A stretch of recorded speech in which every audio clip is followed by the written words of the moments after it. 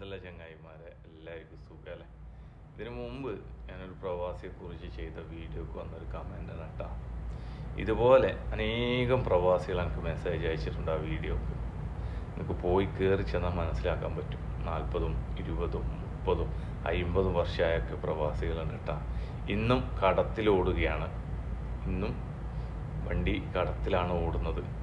ഏകദേശം പണിയെടുക്കാനുള്ള ആരോഗ്യമൊക്കെ കഴിഞ്ഞിട്ടുണ്ടാവും. നിങ്ങൾക്കറിയാലോ, 50ഉം ഒരു 20 വർഷത്തിൽ 20-ാം വയസ്സിൽ കയറി വന്നതിന് ശേഷം എന്നാൽ തന്നെ 70 വയസ്സോളാവും.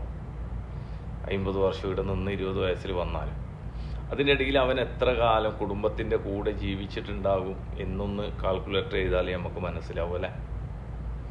എന്നാൽ ഇതെല്ലാം കഴിഞ്ഞിട്ടും ഈ കടത്തിലോടുന്ന ഒരു രക്ഷിതാവ് മതിയാക്കി നാട്ടിൽ പോയി എന്ന് കരുതിക്കോ.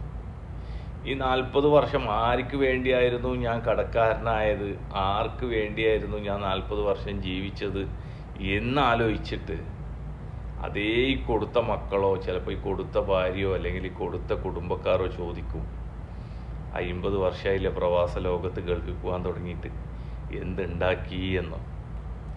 അവർക്ക് നമ്മൾ ഈ 50 വർഷം നിന്നിട്ട് എക്സിറ്റിൽ പോകുന്ന സമയത്ത് അല്ലെങ്കിൽ നമുക്ക് ജോലി ചെയ്യാൻ കഴിയാതെ പോകുന്ന സമയത്ത് എന്തുണ്ടാക്കി എന്ന് ചോദിക്കും.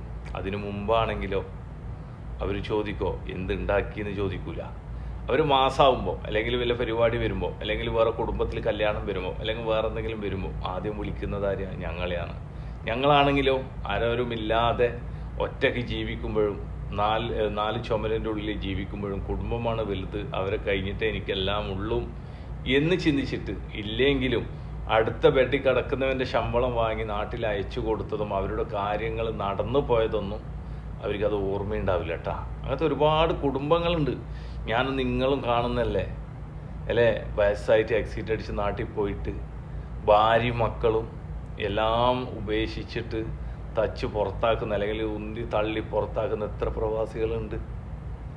ഇതിനിടയ്ക്ക് നമ്മൾ കണ്ടില്ല, എത്രയോ വർഷങ്ങളോളം നിന്നിട്ട് എല്ലാ മക്കളെ പേരിൽ കൊടുത്തിട്ട് അവരൊക്കെ സ്വന്തമായി അത് കൈക്കലാക്കിയിട്ട് പുറത്താക്കി അച്ഛന്മാരെയും ബാപ്പന്മാരെയും ഒക്കെ നമ്മൾ കണ്ടതല്ലേ അല്ലേ. അതാണ്. പക്ഷെ എല്ലാം തവക്കൽ തോലല്ലാ, അള്ളാഹുവിൻ്റെ അടുക്കലാണ്. അതാണ് പ്രവാസി. എന്ത് കഷ്ടപ്പാട് വന്നാലും ബുദ്ധിമുട്ട് വന്നാലും നാട്ടിൽ പോലും അറിയിക്കാതെ നാട്ടിലുള്ള ഓരോ കാര്യങ്ങളും ചെയ്യും. എല്ലാവരോടും പറയാനുള്ളത്, ആരോഗ്യ സമയത്ത് എന്തെങ്കിലും, എല്ലാവരും സീറോ ആണ്, ഈ പറയുന്ന ഞാനടക്കം സീറോ ആണ്, എന്തെങ്കിലും ഉണ്ടാക്കി വെക്കാൻ നോക്കുക. നമുക്ക് മരുന്ന് വാങ്ങാനുള്ള ഒരിത് അല്ലേ, ഒരു മരുന്ന് വാങ്ങാനുള്ള ഒരു പൈസക്ക് അല്ലെങ്കിൽ ഒരു ചായ കുടിക്കാൻ മറ്റുള്ളവരുടെ മുന്നിൽ, മക്കളുടെ മുന്നിൽ ആവട്ടെ ആരെ മുന്നിലും കൈനീട്ട് അതൊരു അവസ്ഥയിൽ മരണം വരെ ജീവിക്കാൻ അള്ളാഹു തൗഫീഖ് ചെയ്യട്ടെ. അതിനുള്ളത് ഞങ്ങൾ കണ്ടെത്തുക. ഇൻഷാ അള്ളാഹ് എല്ലാം ശരിയാവും. റബ്ബുണ്ടല്ലോ മേലെ.